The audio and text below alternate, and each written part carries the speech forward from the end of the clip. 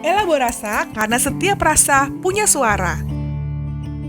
Halo teman-teman, selamat datang di YouTube channel Elaborasa. Video ini berisi diskusi mengenai berbagai hal tentang manusia, kesehatan mental dalam kehidupan kita sehari-hari. Kalian bisa support channel ini dengan follow atau subscribe. Selamat menyaksikan. Ya itu mencari seek for help padahal dia butuh banget gitu loh. Ya kan? Ya. Betul teman-teman tahu budaya patriarki nggak maksudnya? Kita ngasih istilah susah nih. Ada bisa bantu jelasin nggak budaya patriarki? Kayak di drakor ya, ada subtitlenya dikit. Iya. Budaya patriarki, ada lah. Iya. Gimana, ini juga aku juga baru belajar ya. Kalau budaya patriarki itu tuh sebenarnya kan diambil dari kata father itu kan. Makanya ada budaya patrilineal, matrilineal kan. Kayak karena biasanya budaya patriarki mementingkan laki-laki di atas segalanya karena dianggap ya garis keturunan dari ayah. Kita juga pakai nama marga, nama ayah kan gitu. Dan dari situ akhirnya laki-laki dianggap sebagai warga kelas 1 ibaratnya dan dianggap sebagai pemimpin, dan karena itu ya tidak harus selalu kuat, tidak boleh menangis tadi kayak kata Mas Dimas bilang. Akarnya sih dari situ mungkin ya. Secara penjelasan singkat. Ya gitu ya. Ada yang mau ditambahin? Tar dulu. Enggak, jelaskan please. Iya benar. Ya, udah jelasin ya. Iya. Sudah cukup jelas. Jelas, semua sosial konstruk sama laki perempuan juga kadang terjebak. Oh iya, tenang Pak. Ini mukanya bapak-bapak. Ntar saya kasih balikannya. Karena laki-laki yang tidak rigid maskulinitasnya itu jadi korban omongan perempuan juga. Bentar ya. Iya, budaya patriarki gampangnya gitu sih. Memposisikan laki-laki pokoknya di atas gitu. Makanya kalau kita bicara konteks relasi kan relasi sehat, istilah yang paling sering istilah yang paling sering muncul itu adalah relasi kuasa gitu, kan? Relasi manusia kan relasi kuasa. Nah, maka kalau dalam suatu hubungan mau pacaran kayak mau nikah gitu ya, bicaranya kan apakah relasi kuasanya timpang apa enggak. Nah, karena paham maskulinitas yang demikian, maka ya hubungan relasi asmara tuh jadi rentan banget relasi kuasanya timpang gitu kan. Konkretnya bahasa manusianya gimana sih relasi kuasa timpang? Jadi si laki-laki yang ngerasa berkuasa dan memposisikan perempuan tuh di bawah gitu. Nah, kira-kira relasi kuasa tuh apa Mas? Coba Mas. Relasi kuasa tuh Mas. Apa kan relasi kuasa? Relasi kuasa ya kuasa. Bilang gimana ya? Relasi kuasa itu hubungan kan berarti. Ada dua kata kunci, relasi, hubungan, dan kuasa. Jadi ketika kita dalam berhubungan, hubungan itu tidak setara, ada ketimpangan karena sebagai perempuan kita harus mengikuti laki-laki, sebagai perempuan kita harus rela.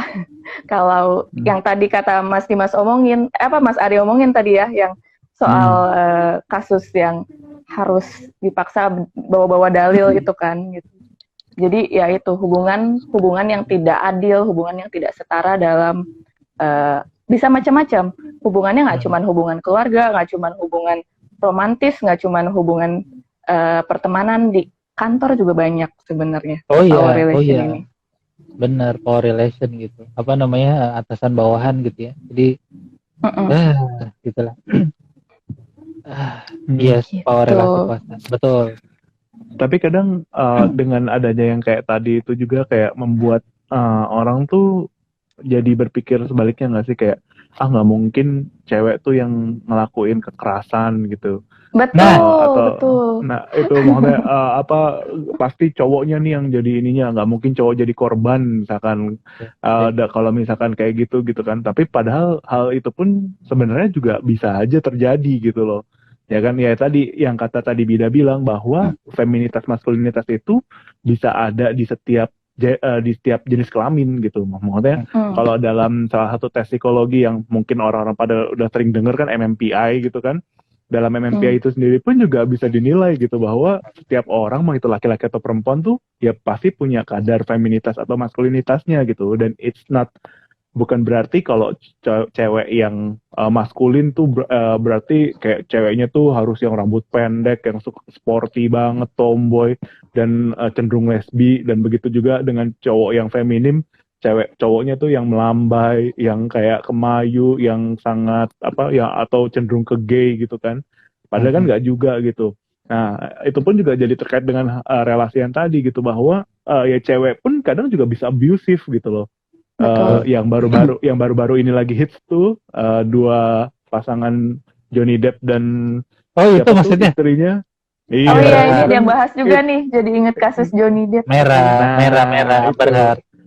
Betul, itu kenapa sih? Itu kan itu tuh dibilang waktu itu tuh si Johnny Depp tuh sampai mundur dari film apa ya?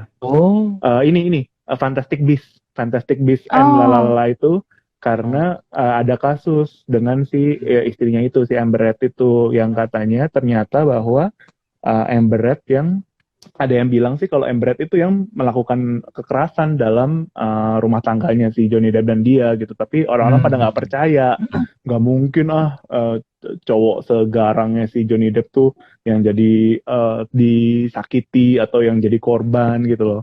Nah itu kan bener-bener kayak jadi dampaknya juga gitu yang tadi Mas Ari sempat mau bahas gitu, kayak ya cowok pun juga kadang bisa juga kena kebalikannya gitu, nggak cuma cewek yang jadi korban gitu. Cuma ya karena tidak dipercayai jadi kayak gitu deh. Iya, terima kasih lo, bridgingnya bagus lo. Bridgingnya, iya gue mau ngomong ke situ kan, benar. Iya, jadi orang-orang mungkin lupa gitu ya, kekerasan itu iya karena memang badannya juga ada kan P2T P2A, yaitu kepanjangannya lupa pokoknya kekerasan pelayanan untuk kekerasan anak dan perempuan. Ya kan? Nah cuman lucunya nih kalau kasusnya laki-laki yang ngalamin kekerasan diterima nggak loh. Baru tahu. Serius? Sumpah. Ya, tapi pertanyaannya ada nggak? Dimas udah bilang ada. Banyak nggak tahu lah. Nggak tahu. Ya kan? Ada sebenarnya. Ada. Ya kan? Nah kenapa? Nggak tahu ya. Mungkin kalau mikir ada jelek nih, ya kita ngomong terbuka aja kan. Mungkin kalau mikir ada jelek, mungkin akhirnya ada perempuan yang sadar tentang itu kan. Jadinya, rebel, berontak gitu. Gitu kan. Ada lagi contoh yang ringan gini deh. Ini terjadi juga. Menyangkut stereotipnya laki-laki gitu kan. Laki-laki nih suka main cewek, selingkuh gitu kan. Terus kalau deket sama cewek pengennya ML, pengennya dibungkus kalau ke diskotik lah. Iya kan? Iya kan jadi korban untuk laki-laki yang cupu gitu. Laki-laki yang baik-baik aja. Karena dianggap kita begitu juga kalau deketin. Gue ngalamin terus terang. Nah, kok gitu sih mikirnya? Orang kita tulus ikhlas, pamrih tanpa pamrih gitu ya misalkan gitu. Jadi kena juga tuh bahwa kita I'm a man but not as common man gitu, tapi nggak kayak cowok pada umumnya. Kadang-kadang susah juga tuh ya untuk meyakinkan itu ketika memang ya banyak yang dilihat, banyak yang dialami laki-laki begitu agresif gitu, ya kan? Susah juga. Dimas pernah ngalamin nggak pengalaman tidak menyenangkan karena Anda dianggap laki-laki seperti pada umumnya? Boys will be boys gitu kan, kayak ya namanya juga cowok gitu kan, banyak stereotip yang bener. Cuma kalau misalnya aku sih lebih ke arah ini sih, kayak mendem perasaan yang tadi udah pernah dibahas sama Mas, yang tadi dibahas itu emang kayaknya pada keseluruhan laki-laki akan diminta kayak gitu deh, kayak ya kalau nangis dikit masa laki-laki cengeng sih gitu loh, kayak ya. Dan itu pun kayak aku baru akhir-akhir ini aja tuh kayak ngerasainnya bahwa ya nangis itu bukan cuma laki-laki perempuan, nangis itu adalah bahwa kita makhluk berperasaan gitu kan. Betul. Gitu. Jadi ya nggak bisa tuh dilarang pada gender tertentu gitu kan. Paling itu sih kalau pengalaman gue. Mungkin kalau Bida gimana? Sama, aku juga ngerasa aku sebenarnya sebelumnya sempat bikin iseng-iseng nulis di blog. Jadi ada 2 topik. Topik pertama, boleh nggak sih cowok nangis? Aku nanya ke 10 plus 1 teman-teman cowok aku. Satunya adalah ayah aku. Aku nanya, boleh nggak sih cowok nangis? Nah, 11-11-nya jawab, ya boleh lah gitu kan. Dan ayah aku bilang, sama seperti yang kata Mas Dimas tadi bilang, justru kalau cowok nggak bisa nangis, serem nggak sih gitu, dibilangnya gitu. Karena sebenarnya semakin kesini juga aku baru menyadari ya kalau menangis itu sebenarnya menangis di depan umum tuh berarti kita rela dijudge sebenarnya. Itu ada sebuah keberanian yang kita tunjukkan sebenarnya gitu dengan kita menampakkan perasaan kita, karena nangis kan sebenarnya sama kayak marah, kayak jijik, kayak takut, perasaan juga sebenarnya kan gitu. Tapi kenapa jadi nggak boleh gitu kan. Sama topik yang kedua adalah yang tadi sempat Mas Ari omongin kalau soal relasi sedikit ya, bahas sedikit. Aku sempat nanya ke teman-teman aku 10 plus 1 lagi, jadi 10 teman-teman cewek, 1 ibu aku. Aku nanya, boleh nggak sih cewek nembak duluan? Aku nanya itu. Terus jawabannya sedikit berbeda. Kalau yang tadi kan 11-11-nya bilang iya. Kalau ini tuh kalau nggak salah 7 bilang iya, 3 bilang enggak. 3 bilang enggak karena mungkin aku juga nggak ini ya, kayak soalnya banyak kan alasannya gitu. Dan kalau ibu aku sendiri bilang boleh gitu. Ya iyalah, hajar aja gitu. Kalau ibu aku bilang gitu, exactly bilang hajar aja bahkan. Jadi ya itu, di situ aku menyadari oh ternyata banyak ya stereotip yang kita lekatkan pada baik laki-laki ataupun perempuan gitu. Dan tadi juga ngomong terakhir soal menampakkan perasaan, kesannya juga jadi sesek nggak sih kalau kita nahan perasaan kan gitu, kayak bahkan untuk perempuan juga menahan perasaan karena gak nembak duluan itu sih. Laki-laki nahan buat tidak terlihat lemah, perempuan menahan untuk tidak terlihat agresif gitu kan, kayak itu ya sangat disayangkan sih gitu. Benar. Dari SMA dari SMA udah kepikiran ini tau. Jadi dari SMA tuh gue mikir lah cewek emang kenapa sih nggak nembak aja. Dari SMA udah kepikiran. Lalu, nah ini nih ya udah konstruknya masyarakat kan. Lalu ada komentar dari perempuan, oh masa cewek nembak duluan sih, ntar masa gue agresif ya ntar. Lah. Oh ya gitu. Tapi waktu itu gue tuh kayak, oh gitu ya. Yaudah deh jangan nembak dulu deh. Kayak gitu, kayak ngaminin. Karena belum tahu ya, belum nyadar ya. Tapi emang ada itu. Ada omongan itu. Jadi seneng ketika ketemu ini ya perempuan yang adventurous gitu kayaknya. Tapi emang kayak gitu sih Mas, dan emang itu semua lagi-lagi kembali ke social construct tadi itu ya, karena kayak gue ngeliat tuh kayak kalau di Jepang kayak mau cowok atau cewek yang ngutarin perasaan duluan tuh kan kayak bebas-bebas aja gitu. Iya. Malah kadang kan kalau misalkan ngeliat kan ya cewek yang nembak cowoknya atau suka sama cowoknya ya nggak masalah gitu. Itu bukan suatu hal yang keren-kerenan gitu kan. Dan nggak ada yang rasa rendah gitu. Nah betul. Itu tuh tentang relasi kuasa tuh gitu. Nggak ada soal rendah-rendahan dan lebih tinggi. Cuma memang hal itu kembali lagi sama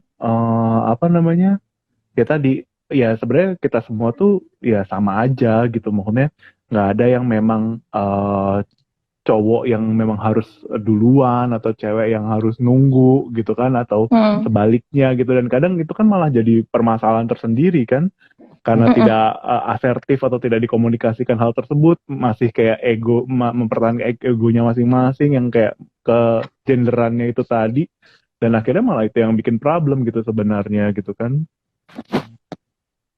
Gitu. Ntar ya sambil baca nih.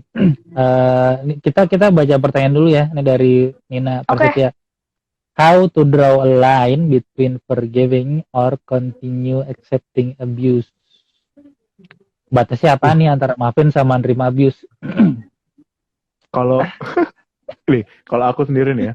Kalau aku nih, yang namanya abuse, kalau udah namanya abuse, ya udah abuse. Itu enggak, ya betul abuse, betul itu abuse, it's not okay at all gitu loh, gitu. Kalau yang namanya udah abuse tuh ya udah itu nggak perlu ada garis lagi ya, itu nggak baik gitu, itu tidak pantas untuk dipertahankan gitu, itu nggak bagus gitu.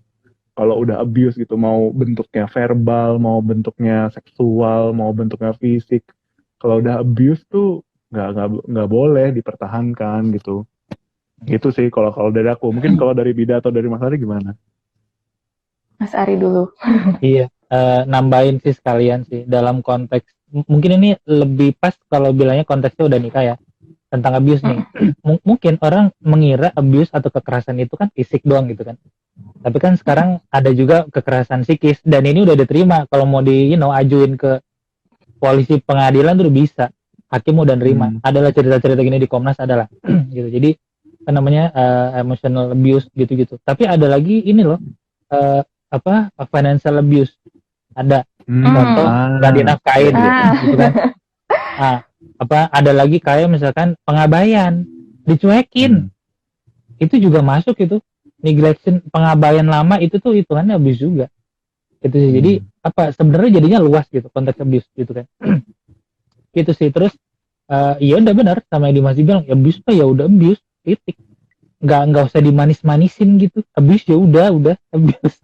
Ya kan? Nah, sekarang tidak ada dimaaf-maafkan gitu kan. Nah, itu tadi yang ditanyakan sama Mbak Dina kan. Terus apa sih tadi? How to draw a line between forgiving and abuse, forgiving or continue accepting abuse. Iya, mungkin maksudnya ini kali ya, bedain antara perilaku yang enggak ini abuse apa bukan gitu kan? Ke situ kali ya? Iya. Iya kan? Tapi accepting atau ya? Iya kan? Nah, gini dulu, kita harus nyadarin sih bahwa kita sendiri nih, kita yang laki-laki atau mungkin perempuan juga lah gitu ya, biar fair, kita itu punya potensi diskriminatif gitu. Dan kita punya potensi abuse. Kadang-kadang karena persepsi gender lagi nih ya, karena kita mungkin sayang sama dia juga gitu kan, ya mungkin kita ada pikiran dia nggak mungkin salah kali, kan? Sepantasnya saya sayang sama dia gitu. Dia melakukan ini, nah ini diskusi juga nih, dia melakukan ini mungkin dalam rangka sayang sama saya, ngelindungin saya. Jadinya dia keras sama saya, jadinya dia ngelarang saya untuk main sama teman-teman, jadinya dia nyuruh saya pakai baju begini aja kalau ketemu orang-orang, ya kan? Dianggapnya itu bentuk sayang juga tuh. Nah padahal belum tentu, jangan-jangan itu abuse bentuk pengekangan. Anda berada dalam sangkar emas, saudara. Kayak Stockholm Syndrome ya, sempat dibahas juga waktu itu sama Mbak Ana yang temannya Mas Ari. Iya, kayak kita merasa Stockholm Syndrome tuh kita merasa jatuh cinta pada orang yang mengekang kita gitu kalau nggak salah. Aku lupa inget istilahnya. Iya, mungkin ada di situnya sih. Jadi teman-teman bisa belajar sih. Sebenarnya garisnya tegas sih soal abuse itu. Nah gitu kan. Nah soal maafin, nah itu dia. Gimana ya? Ya salah mah udah salah. Gitu aja sih. Jangan bilang itu bukan abuse, itu abuse. Nah di sini adalah, nah makanya ini cerita dikit nih sebelum video komentar ya. Tahun berapa nih jadi inget tahun. Pokoknya kalau nggak salah 2017 lah tuh itu sempat Pulih membuat bekerja sama dengan Rifka Anissa. Nyebut lah nggak apa-apa, bagus kok. Ini dia yang di Jogja ya? Di Jogja. Tahu nggak? Dia bikin workshop, tapi nama workshopnya lucu loh. Workshop pembuatan modul konseling laki-laki pelaku KDRT. Ulangin ya. Workshop pembuatan modul konseling laki-laki pelaku KDRT. Jadi apa? Nah, jadi begini. Kalau dalam kasus KDRT, yang diapa-apain, yang dikonseling kan si korban, gitu kan? Kasarnya si korban bener ya. Lah pelakunya dihukum, cukup enggak? Jadi wacananya adalah laki-laki perlu dapat konseling juga, konseling pelaku. So kita bikin modul waktu itu. Nah jadi si Rifka Anissa ini mungkin teman-teman bisa search ini Rifka Anissa biasa aja. Mas siapa sih, Mas Adit tuh keren banget ya. Jadi dia kayak bikin penelitian malah disertasinya gitu kan. Jadi para konselor di Rifka Anissa itu melakukan konseling sama laki-laki pelaku KDRT gitu kan. Ya rada susah terus terang. Ada yang mandatory karena mandatory maksudnya itu disuruh dalam hukum gitu ya. Diharusin gitu. Ada yang sukarela gitu kan, tapi sukarela dikit. Nah, ini sharing dikit temuannya ya. Dalam kasus KDRT gitu kan, let's say pemukulan gitu sama suami ke istri, ditanyalah para suami ini, kenapa Anda melakukan ini gitu ya. alasannya macam-macam. Ada yang hilaf gitu kan, nggak sengaja gitu kan. Tapi, nah ketika ditanya lebih lanjut, tanpa sadar tetap ada apa ya omongan kayak, ya saya ngelakuin ini biar istri saya nurut. Intinya apa? Yang sifatnya itu perendahan perempuan. Yang rasa nampar nggak salah ada juga loh ya, itu lebih parah. Ada. Aduh. Gitu kan. Nah jadi apa ya, singkat kata gini deh teman-teman, kalau dalam konteks relasi lalu terjadilah kekerasan gitu kan, fisik lah, kata-kata lah, sambil sadarin deh, karena ini teman-teman bisa lakuin juga ya, saya sadarin saya ngelakuin ini buat apa ya, ada sisi ngerendahin dianya nggak ya biar dia nurut, ada loh biasanya loh. Kalau nggak ngapain, bagaimana bisa Anda melakukan apa tuh kekerasan atau nindas orang kalau Anda nggak ngerasa tinggi dan punya kuasa, punya power kan gitu. Nah, tadi ya udah, tadi apa ya? Wida mau komentar nggak? Lupa tentang itu. Mendengar aja dulu. Ini ada komentar dari Mas Elvin Lee. Memaafkan tidak harus mengundang kembali. Memaafkan untuk damai dalam diri sendiri, bukan untuk mengizinkan abuse. Oh iya, ngomong-ngomong soal maafin, saya juga pernah ini omongan Mas Ari ya yang saya kutip saat konseling. Jadi waktu itu konseling lagi nangis-nangis. Boleh cerita dikit ya Mas ya? Boleh. Konseling lagi nangis-nangis. Saya bingung, saya mau maafin atau gimana gitu ya. Tentang luka-luka lama. Dalam hal ini adalah luka tentang abuse, tapi nggak usah disebutin juga ya, takutnya trigger ke teman-teman. Saya waktu itu dibilangin Mas Ari gini, maafin aja, bukan karena mereka berhak dimaafkan, tapi supaya kamu tenang. Jadi dari situ saya kayak, oke, jadi itu bukan untuk mereka, tapi untuk saya. Dari situ kayak saya, karena satu potong kalimat itu, hidup saya tenang besok-besokannya. Kayak, oke, ini untuk kamu gitu. Jadi benar banget, setuju sekali dengan tadi yang kata Mas Elvin bilang, memaafkan untuk damai dalam diri sendiri, bener sih. Karena berdamai dalam diri sendiri itu sulit. Saya tampak keren di situ ya. Iya, ada cahaya loh Mas. Tadi harusnya pakai filter Mas tadi. Tahu nggak? Tapi Ida nih ya. Tapi Ida, mari saya kasih update dari omongan maafnya. Okay. Ini karena apa? Ya karena basic kan emang trauma dan entah kenapa banyak nanganin kasus kekerasan gitu ya. Saya sekarang malah akan ngomong gini. Karena ini menyangkut apa namanya, keyakinan atau mindset di masyarakat gitu ya, bahwa untuk bisa sembuh harus maafin, bener kan? Betul, ada banyak ini ya, banyak. Nah sekarang pertanyaannya, kalau konteksnya apalagi kekerasan seksual gitu kan, lah mau maafin gimana, ya kan? Maka saya bilangnya ya nggak, untuk sembuh nggak usah maafin, nggak apa-apa. Gini nih, maafin itu bukan prasyarat gitu untuk kita bisa sembuh. Tapi, nah yang saya mau bilang gini nih, apa ya, jeleknya adalah orang menganggap harus maafin baru bisa sembuh, baru sembuhnya berjalan baru mulai. Padahal enggak. Pada kenyataannya banyak kan yang bilang move on, yang bilang ikhlas, tapi kalau lewat TKP nyesek dadanya. Kalau denger nama itu jadi nangis. Nah, itu apa udah maafin belum? Iya kan? Gitu sih. Iya, sampai banyak yang bilang I forgive but I never forget gitu kan. Banyak yang ngomong gitu kan. Benar. So teman-teman, apa namanya, benar nyambung kayak Alvin yang bilang nih. Apa ya, kalau merasa perlu maafin, mungkin definisi operasional ibarat kata itu tuh perlu dijabarin tuh. Maafin artinya apa sih? Apakah artinya, ini kalau nyambung ke Alvin ya, apakah kalau artinya maafin tuh dia boleh begitu lagi?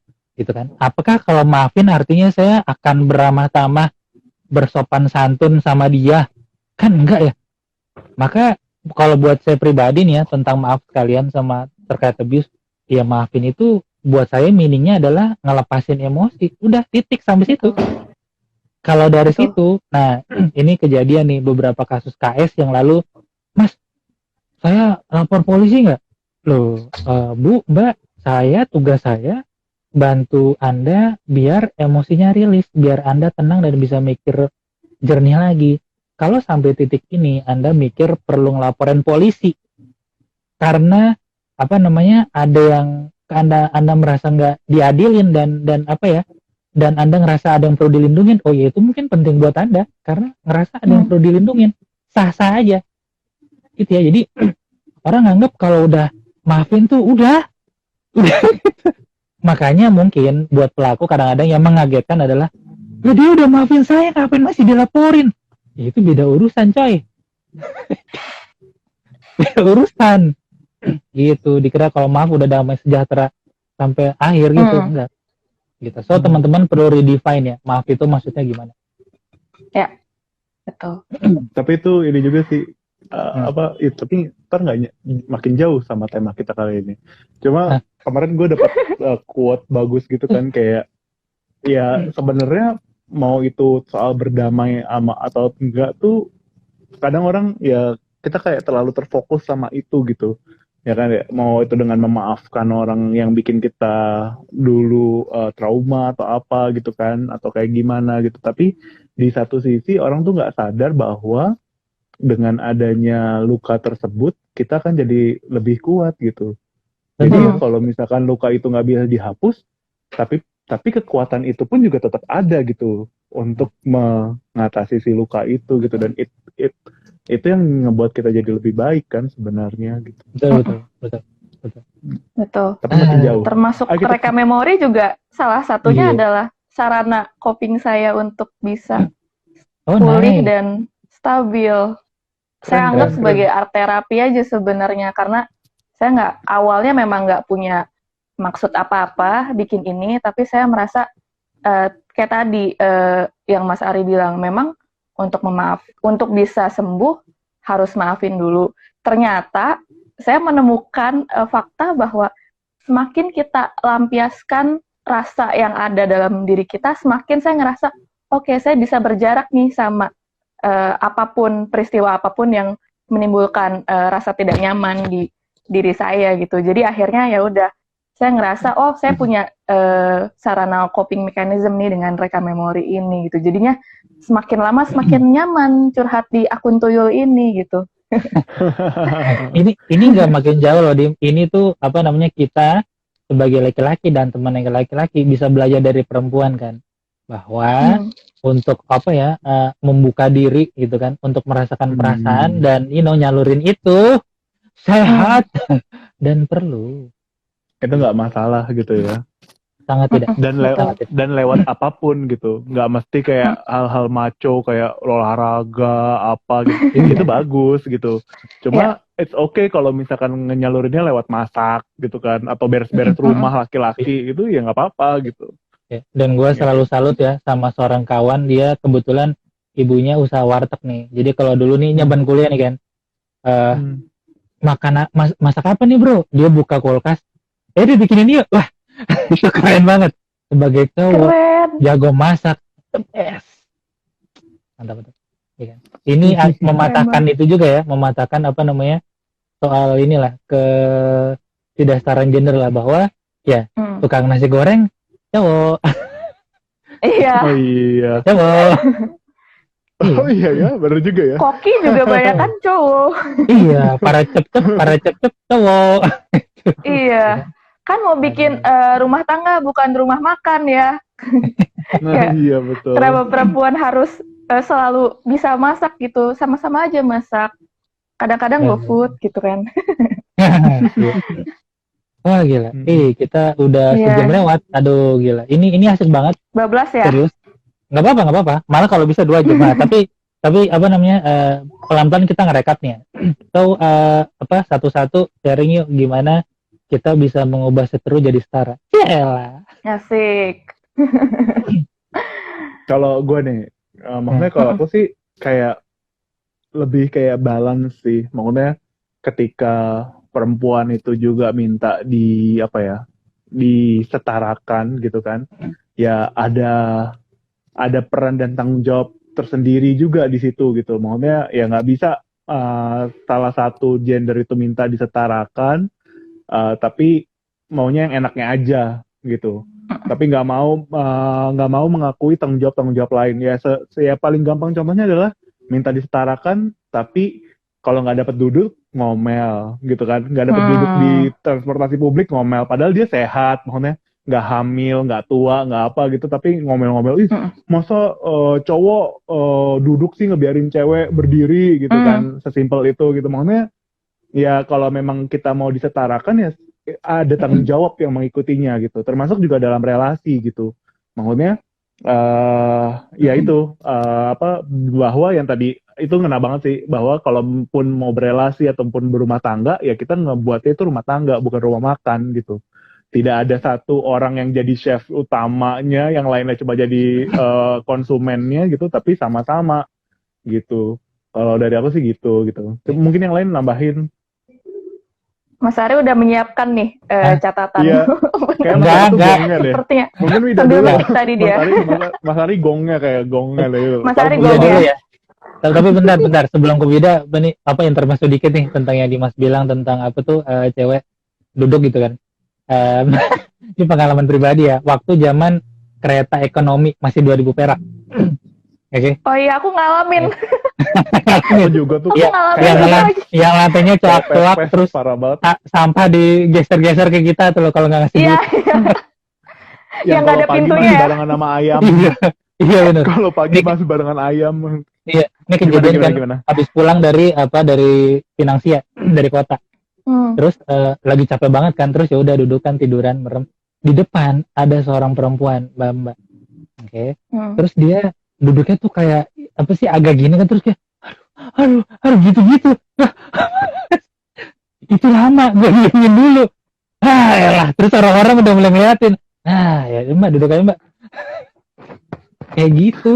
Satu, kedua, waktu gue keluar negeri, ya ampun, sama sekali orang tidak mempersoalkan nih, bahkan ibu hamil, untuk dia harus duduk santai aja, di kereta, santai aja. Tapi di sini tuh ini banget gitu lah. Itu contoh sehari-hari ya. Beda dulu nih sebelum ke ya.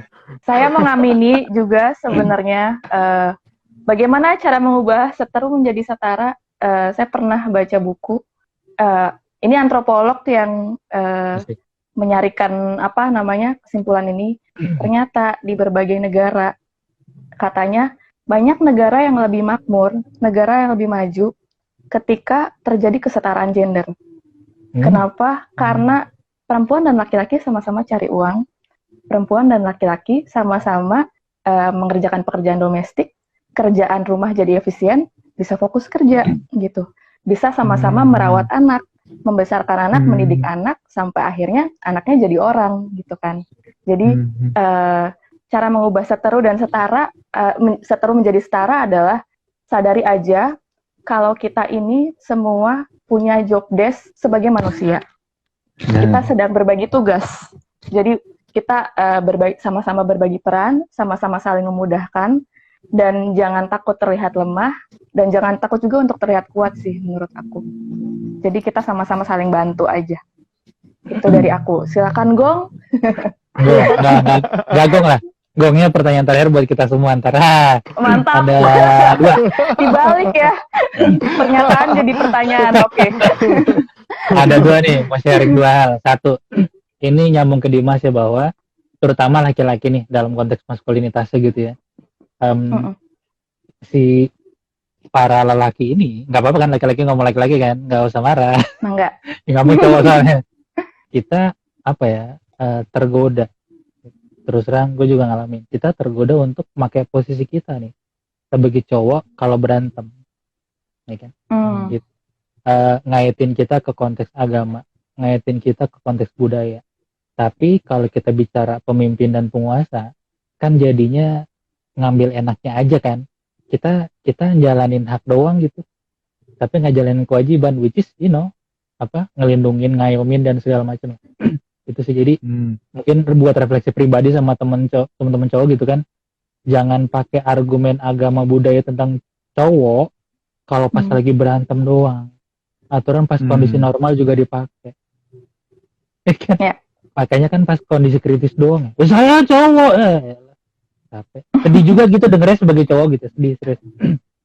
Iya. Kedua, ini cerita dari gerakan, ya asik, gerakan kesetaraan gender sih. Jadi ternyata di daerah-daerah itu teman-teman, ternyata banyak banyak pergerakan deh gitu ya. Dan dalam upaya benerin konstruk nih tentang kesetaraan gender yang terjadi apa sih di daerah-daerah ini. Di daerah-daerah tuh kayak sampai NTT, NTB, Sumatera, sono-sono jauh-jauh gitu ya. Apa yang dilakuin dari kecil gitu kan, si LBH ini itu memberikan pengajaran ke para remaja Karang Taruna gitu. Pengajaran tentang apa? Tentang edukasi gender. Nah, potong dikit nih. Waktu kapan pernah ngobrol sama teman, lah lu nggak usah bicara setara atau emansipasi lah, kalau edukasi gender belum masuk ke sekolah. Saya pernah ngomong gitu. Karena yang masuk ke edukasi seks doang kan, cukup tetap aja berantem, tetap aja kekerasan KDP, Sex education tapi tidak gender education ya. Nggak cukup gitu. Nah, balik jadi si LBH ini melakukan pengajaran sama Karang Taruna, para remaja, anak-anak gitu kan. Cara ngelakuinnya gimana? Ini keren banget. Dihadirkanlah bapak-bapak sepuh-sepuh yang dia mau masak di rumah, yang belanja ke pasar. Jadi ditunjukinlah contoh-contoh laki-laki yang santai aja kerjaan domestik. Gitu sih. Jadi ada sebenarnya sudah terjadi pergerakan asik, gerakan-gerakan ini nih. Apa sih? Laki-laki baru. Ada tuh situsnya ngomong-ngomong. ALB ya? Aku juga follow. Aliansi laki-laki baru. Itu sih teman-teman. Jadi sebenarnya, nah ini ngomongnya konteks lebih luas, lebih dalam, lebih luas lagi ya. Kalau nanti teman-teman berkeluarga gitu kan, nah hal kesetaraan gender ini beneran bisa diajarin udah dari kecil. Nyontohin bahwa berbagi peran itu, semua punya peran gitu kan, kayak Wida bilang gitu kan. Kalau bapak dia masalah nggak gantiin popok, kan gitu. Jadi bagi perannya inilah, diskusi aja lah. Tapi poinnya dari kecil itu sebenarnya udah bisa dimasukkan konsep gender. Gitu. Oke. Nah, so ini gong ya. Gong, jujur ya. Oke. Jujur ya, satu-satu ya. Kalau misalkan punya atasan atau pimpinan, pengennya cewek cowok? Bebas. Kenapa? Yang penting baik. Gimana? Yang penting baik. Ya, iya sih, bebas sih sebenarnya gitu. Sebenarnya ya balik lagi sih, asalkan memang yaitu dia menyadari akan tanggung jawabnya, perannya gitu sih, nggak masalah siapa aja ya gitu. Maksudnya terkadang kan kita terlalu menstereotyping bahwa kalau cewek nanti takutnya terlalu emosional, ngelibatin perasaan dan sebagainya kan gitu. Asalkan memang cewek itu atau cowok terlalu logis banget sehingga nggak memikirkan perasaan gitu kan gitu.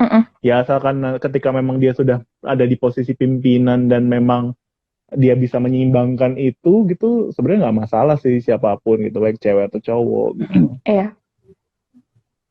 Kenapa tuh nanya itu tuh? Nggak apa-apa, nanya aja. Gue fortunately milihnya perempuan. Oh gitu. Aku juga baru inget nih soal ini. Ini berkaca dari kasus ya, kasus COVID kemarin. Kebanyakan negara yang pemimpinnya perempuan, case-nya lebih cepat, positivity rate-nya lebih cepat turun. Kayak contoh Jacinda Ardern di New Zealand sama Angela Merkel di Jerman. Katanya karena lebih punya rasa empati, katanya. Gitu. Kalau Mas Ari gimana? Karena tidak ada bapak negara, adanya ibu negara. Karena tidak ada bapak kota, adanya ibu kota. Dan adanya ibu pertiwi. Ini bukan bercanda, karena betul. Ya? Ini kualitas yang harusnya kita semua lepas dari jenis kelamin ya. Ini sebenarnya kualitas yang kita perlu milikin gitu. Manusia itu ya dari sononya emosional, dan untuk merasa emosional tidak masalah. Saya pribadi harus belajar tentang bagaimana beremosi dari perempuan. Gitu. Mantap. Thank you semua. Mantap. Thank you. Aduh, thank you buat waktunya. Aduh, rekam memori the best banget. Terkawan-kawan lagi ya. Borasa, keren banget. Suka banget gambar-gambarnya, rekam memori keren. Masya Allah. Iya. Dibuat dengan kesotoyan. Itu buatnya. Mau promosi dikit boleh nggak? Boleh banget. Ini buat bebas ya. Aku juga sebenarnya nggak buat teman-teman perempuan aja. Jadi aku baru bikin zin soal menstruasi. Jadi ini adalah keisengan aku kalau lagi mens kan butuh pengalihan. Aku bikin akun namanya menstruasik, udah ada di Instagram tapi belum ada postnya. Itu rencananya jadi zin yang rutin tiap bulan. Kita bakal ngobrolin banyak hal soal rahim dan soal gimana cara kita kan banyak tuh perempuan kayak lagi PMS kan banyak kayak gituin kan. Jadi kita ngobrol bareng-bareng supaya ini bisa jadi sarana coping kita menghadapi siklus bulanan. Jadi kalau teman-teman tertarik buat baca silakan. Sekian promo saya, maaf ditunggu please tuh. Sip, thank you Wida dengan Roka Memori dan menstruasik itu asik banget namanya. Menstruasik. Kok kamu bisa sekali bikin kata-kata lucu gitu. Iya. Itu waktu itu juga ada temen tuh yang abis ngepost tuh langsung kayak kata-katanya bagus, izin repost ya gitu. Langsung gila, keren banget. Sip. Thank you, elaborasi keren banget. Ini rekamannya disimpan di IG saya, silakan teman-teman kalau mau ini bisa lihat di IG saya. Terus jangan lupa kita tiap Jumat 8:30. Nah, elaborasi masih bakal lanjut gitu kan dengan topik yang lain. Orangnya ada 6 sementara. Ganti-ganti lagi. Ditunggu.